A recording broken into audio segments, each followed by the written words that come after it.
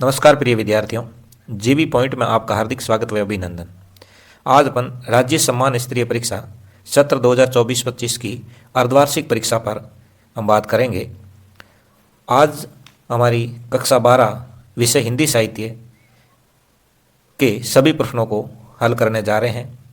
उनके जवाब आपको हाथों से लिखे प्राप्त होने वाले हैं। मैं उम्मीद करता हूं कि आप वीडियो को बड़ी तन्मयता से देखेंगे और वीडियो को आगे अन्य साथियों तक शेयर भी करेंगे, साथ ही साथ सब्सक्राइब भी करेंगे। इसमें एक एक प्रश्न के जवाब बड़े सटीक तरीके से दिए गए हैं। आप बड़े तन्मयता से इसे देखें ताकि आगे आने वाले इससे संबंधित जो प्रश्न हैं आप उसे हल कर सकें। शुरू करते हैं प्रश्न पत्र को। सबसे पहले आपको निर्देश देखने होते हैं। निर्देश देखने के बाद में संबंधित प्रश्नों को अपन देखेंगे। पहला जो इसका प्रश्न आया था कि निम्नलिखित वस्तुनिष्ठ प्रश्नों के उत्तर अपनी उत्तर पुस्तिका में लिखिए।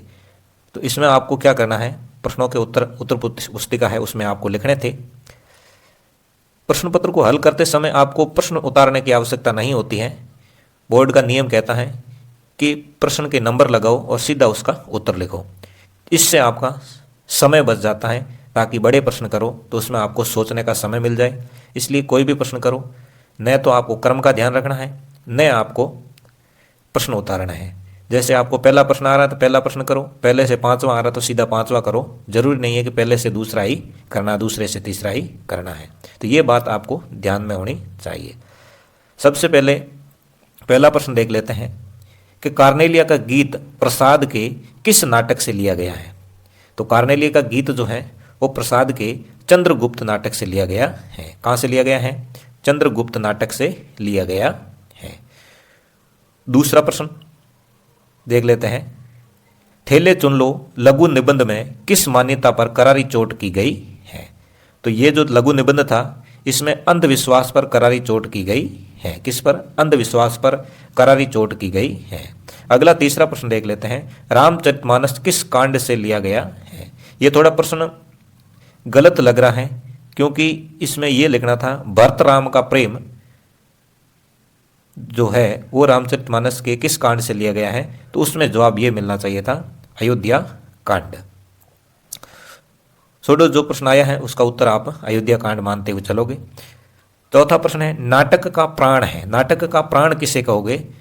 तो इसमें नाटक का प्राण जो होता है वो संवाद होता है। अगर संवाद नहीं है तो नाटक रोचकता प्रदान नहीं कर सकता है। पांचवा प्रश्न देख लेते हैं। मानवीय संवेदना की प्रतिमूर्ति कहानी है। तो मानवीय संवेदना की जो प्रतिमूर्ति कहानी है वो कौन सी है? संवद्या कहानी है। अगला प्रश्न देख लेते हैं 6 नंबर को।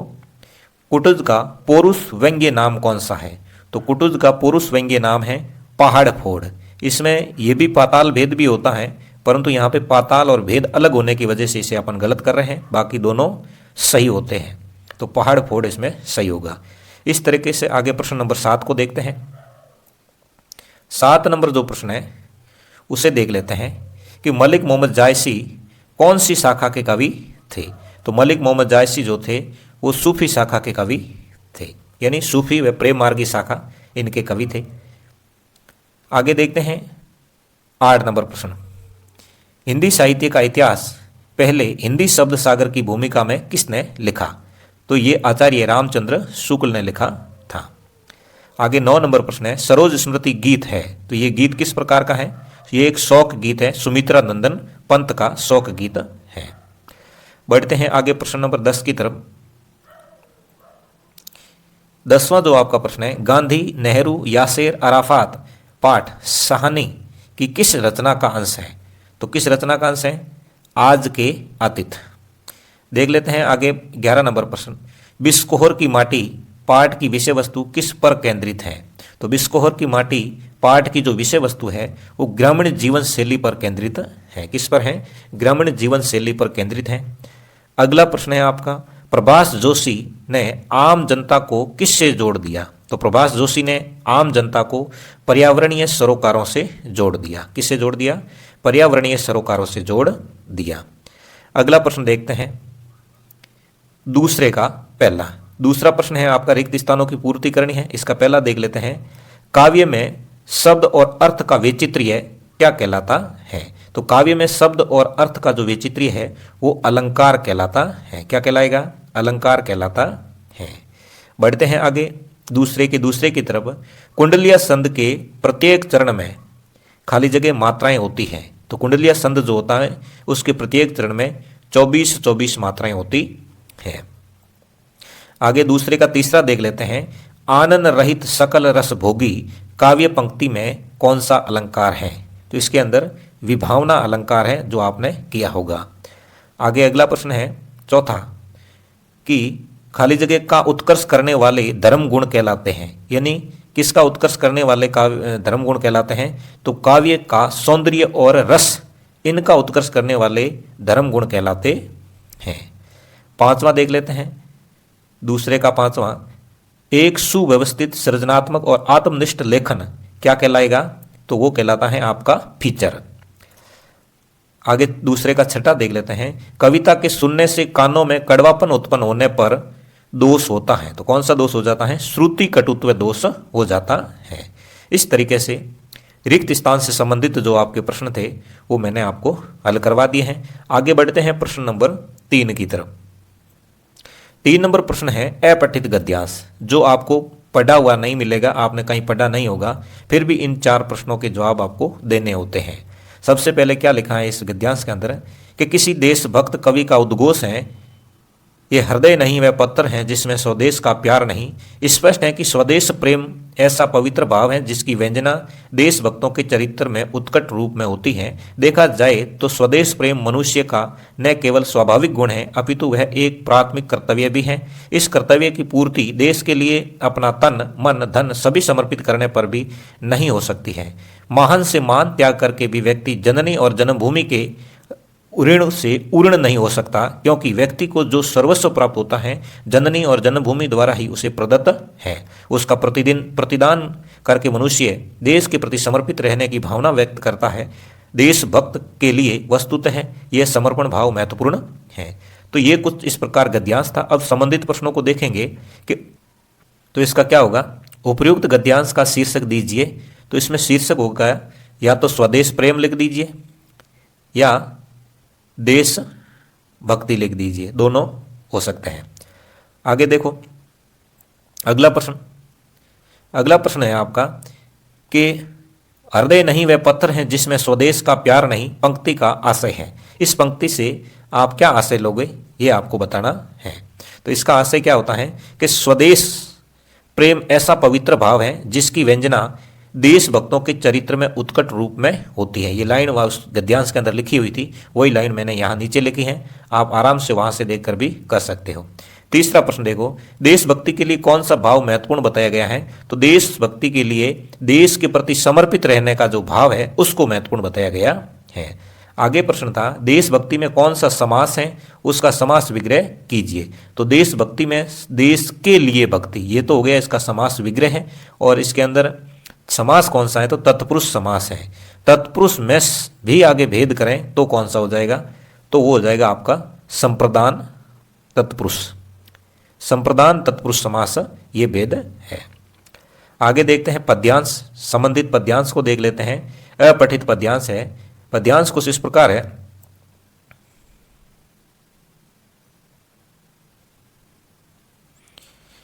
क्या है देखो, जन्म हुआ मानव का पृथ्वी पर, ना कोई भाषा ना कोई जाति ना ही धर्म, फिर आज भूल गया वह मानव धर्म। निर्माण किया अपनी भाषा जाति धर्म का, विसंगति उत्पन्न कर दी समाज में। हुए विभाजित लोग अपनी नजरों में, परिभाषाएं नए नए यानों की हैं गढ़ दी। धर्म की व्याख्या हर किसी ने कर दी, मानव धर्म को कर दिया शर्मसार। भूल गए हर धर्म का सार, छुपा है इसमें बुद्धि योग से मुक्ति बोध का सार। तो देखो प्रश्न आया है इसका पहला कि उपर्युक्त गद्यांश का उचित शीर्षक क्या है? तो देखो मानव धर्म 2 जगह आया, मानव धर्म, तो इसका उपर्युक्त शीर्षक हो जाएगा मानव धर्म। दूसरा प्रश्न देख लेते हैं। दूसरा प्रश्न कुछ इस प्रकार है कि मनुष्य ने समाज में कौन सी विसंगति उत्पन्न की है? तो मनुष्य ने समाज के अंदर जो विसंगति उत्पन्न की है वो इस प्रकार है कि मनुष्य ने समाज में भाषा जाति व धर्म की जो विसंगति है वो उत्पन्न की है। आगे प्रश्न आया था कि कवि ने किसका शोधन करने की बात कही है। तो कवि ने भेदभाव और विसंगति का शोधन करने की बात कही है। यहाँ पे आया है शोधन करना। शोधन करना, शोधन करने का मतलब होता है सुधार करना, सुधार करना होता है। तो ये जो भेदभाव में विसंगति आई है उसमें सुधार करने की बात कही है। आगे बुद्धि योग से मुक्ति बोध का सार पंक्ति से क्या आशय है। बुद्धि योग से मुक्ति बोध का सार पंक्ति से क्या आशय है। ये देखा जाए तो आपकी कक्षा 12 के हिसाब से ये प्रश्न थोड़ा कठिन है, फिर भी मैं इसका जवाब दे देता हूँ कि मानव बुद्धि के योग से मुक्ति बोध करना चाहता है। किसके योग से? मानव जो है वो बुद्धि के योग से मुक्ति बोध करना चाह रहा है, यानी छुपा है इसमें मुक्ति बोध से, बुद्धि योग से मुक्ति बोध का सार। इस तरीके से ये आपको पद्यांश करना था। बढ़ते हैं आगे प्रश्नों की तरफ, अन्य प्रश्न भी देख लेते हैं इससे संबंधित जो प्रश्न आए थे। 5वां प्रश्न कुछ इस प्रकार था कि न हम भी 100 बार लाख बनाएंगे कथन के माध्यम से सूरदास के मनोभावों को स्पष्ट कीजिए। तो इसमें सूरदास के क्या मनोभाव थे वो देख लेते हैं। उत्तर कुछ इस प्रकार लिखना था कि सूरदास 100 लाख बार बनाने की बात बाल सुलभ ढंग से जिस सरलता से कहता है वह सरलता वह सहजता उसके आशावादी व्यक्तित्व को उजागर कर देती है। अगर ये लैंग्वेज समझ में नहीं आई है तो मैं आपको बता देता हूँ कि सूरदास की जब झोंपड़ी जला दी जाती है तो वो कहता है कि आप भले ही 100 बार जलाओ, मेरा काम जारी रहेगा। आप जलाओगे मैं बनाऊंगा, ये काम मेरा जारी रहेगा। आप 100 बार जलाओगे मैं 101 बार बनाऊंगा, आप 1000 बार जलाओगे मैं 1001 बार बना दूंगा। कहने का मतलब है मैं हिम्मत नहीं हारने वाला हूँ, मैं मेरा काम है वो करते रहूंगा, ये कहना चाह रहा है। आगे 6वां प्रश्न आया है कि बालक द्वारा इनाम स्वरूप लड्डू मांगने पर लेखक ने सुख की सांस क्यों ली। तो इसका उत्तर देख लेते हैं। ऊपर 6 नंबर में लिखा हुआ है कि बाल मन की स्वाभाविक प्रवृत्तियों को बच्चों में जीवित देख लेखक खुश हुआ, क्योंकि उन्हें लगा कि अभी बच्चे का बचपन है वो मरा नहीं है, अभी इसको इसे दबाव से उबारा जा सकता है। इस प्रकार इसका उत्तर था। आगे 7 नंबर प्रश्न, बचपन में लेखक के मन में भारतेंदु जी के संबंध में कैसी भावना जगी रहती थी। तो इसका जवाब आपको उस किताब से देख के लेना है। आगे प्रमाण से अधिक महत्वपूर्ण है विश्वास, कहानी के आधार पर स्पष्ट कीजिए। इनके बड़े उत्तर हैं, आप आराम से दे सकते हो। अब 9 नंबर प्रश्न को देख लेते हैं।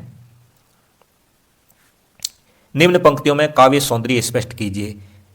सल सल थे संध्या के श्रम कण आंसू से गिरते थे प्रतिक्षण, मेरी यात्रा पर लेती थी निर्व्रता अनंत अंगड़ाई।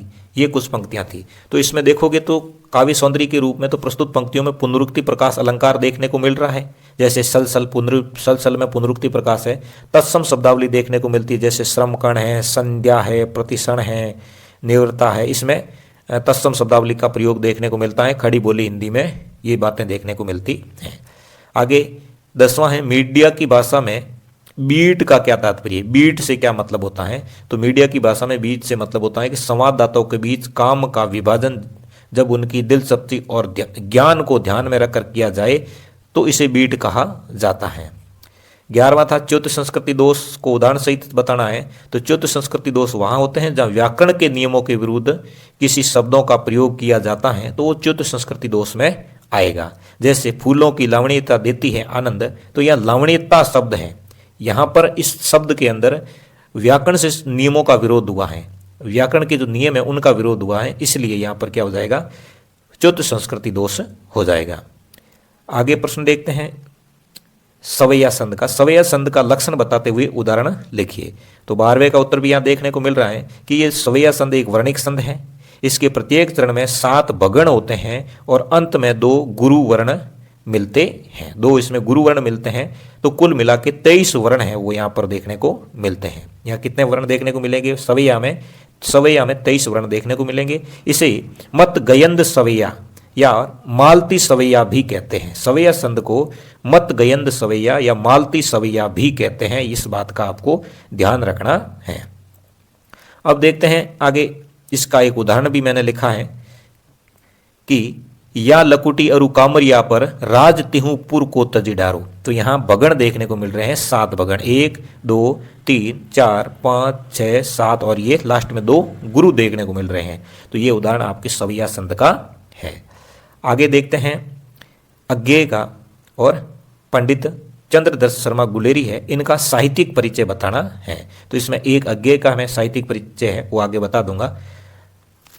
आगे 14 नंबर प्रश्न देखते हैं। यह दीप अकेला कविता में कवि ने दीप और व्यक्ति के माध्यम से व्यक्ति और समाज के संबंधों की व्याख्या की है, स्पष्ट करके बताना है। आगे कवि गणानंद की कवित्व में व्यक्त प्रेम और भक्ति के सुंदर संयोग का वर्णन है, दोनों में से एक करना था आपको, 3 नंबर का प्रश्न था। आगे 15 नंबर प्रश्न देख लेते हैं कि इस भीड़ में एक सूत्रता थी, न जाति का महत्व न भाषा का। इस कथन को दूसरा देवदास कहानी के आधार पर स्पष्ट कीजिए। साझा कहानी समाज के किस वर्ग के कथानक को लेकर लिखी गई है, स्पष्ट कीजिए। ये दोनों में से एक करना था। 16वां, लेखक विश्वनाथ ने किन अक्षरों पर अपनी मां की तुलना बतख से की है। सूरदास की झोंपड़ी पाठ की वर्तमान समय में प्रासंगिकता क्या है, स्पष्ट कीजिए। दोनों में से एक करना था। अब आगे देखते हैं पठित गद्यांशों को। पठित गद्यांशों को देखने से पहले अपन वो अज्ञेय का देख लेते हैं। अपन साहित्यिक परिचय कि अज्ञेय जो थे वो बहुमुखी प्रतिभा के धनी, अज्ञेय प्रयोगवाद के प्रवर्तक साहित्यकार माने जाते हैं। अज्ञेय प्रकृति प्रेमी, मानव मन के अंतर्द्वंद्वों के कवि माने जाते हैं। अज्ञेय ने शेखर एक जीवनी, नदी के दीप, उपन्यास, अरे यायावर रहेगा याद, यात्रा वृंत, त्रिशंकु और आत्मनेपद निबंध आदि रचनाएं कर अपनी बहुमुखी प्रतिभा का परिचय दिया। इस प्रकार इनका साहित्यिक परिचय लिखना था। अब इसमें जो पठित गद्यांश आया उनकी सप्रसंग व्याख्या करनी होती। सप्रसंग व्याख्या का मतलब ये होता है उसमें आपको प्रसंग लिखना, फिर उसका भावार्थ लिखना, फिर उसका विशेष लिखना होता है। तो ये जो है, ये जो आप इस गद्यांश को देखोगे तो ये निर्मल वर्मा का जो पाठ था जहां कोई वापसी नहीं, उससे लिया गया है। निर्मल वर्मा के पाठ जहां कोई वापसी नहीं, उससे लिया गया ये आपका गद्यांश है। अब देखते हैं, ये उसके 8वां में था। फिर 18वां है। 18वां में आप देखोगे कि अरुण ये मधुमेह देश हमारा, जहां पहुंच अनजान क्षितिज को मिलता एक सहारा, सरस तामरस गर्भ विभा पर नाच रही तरुषिका मनोहर, सिटका जीवन हरियाली पर मंगल कुंकुम सारा, लघु सुरधनु से पंख पसारे, चित्र मलय समीर सहारे, उड़ते खग जिस और मुंह किए, समय नीड़ निज प्यारा। तो ये आपको पता होना चाहिए, ये आपका पद्यांश है। ये कहाँ से आया है? कार्नेलिया के गीत से लिया गया है। कहाँ से? कार्नेलिया के गीत से। कार्नेलिया के गीत। और ये कार्नेलिया का गीत है, ये कौन से नाटक से लिया गया है? चंद्रगुप्त नाटक से लिया गया है। कहाँ से? चंद्रगुप्त नाटक है, वहाँ से लिया गया है। फिर यहाँ देखोगे अगला, इसके 8वां में जो है उनको, तो ये है आपके सूरदास से लिया गया है। फिर 19 नंबर प्रश्न देखो, निबंध लिखना था 400 शब्दों के अंदर। 400 शब्दों में निबंध लिखना था। योग और छात्र जीवन, स्वच्छ भारत, स्वस्थ भारत, विज्ञान वरदान का अभिशाप, साहित्य समाज का दर्पण। तो मैं आपके लिए एक अच्छी बात कह रहा हूँ, इन चारों में से एक प्रश्न आपको वार्षिक में, वार्षिक जो आपकी परीक्षा होने वाली बोर्ड 12वीं की, उस परीक्षा में एक निबंध इन चारों में से एक आपको देखने को मिलेगा। आप चारों निबंध अच्छी तरह से पढ़ लीजिए। चारों में से एक निबंध तो इसमें से आना ही आना है, ये 100% मैं कहता हूँ। इसी तरह प्रश्न अर्धवार्षिक से संबंधित जो प्रश्न थे वो सब हल हो गए हैं। आप मिलान कर लीजिए अपने अंकों का कि कितना अपना स्कोर बन रहा है। इसी स्कोर को देखते हुए आगे तैयारी जारी रखनी है, क्योंकि आपकी 4 मार्च से परीक्षा शुरू होने वाली है। तो अच्छी तरह से आपको तैयारी करनी है। तो आज की क्लास अपनी यहीं समाप्त होती है। तब तक के लिए जय हिंद, जय भारत।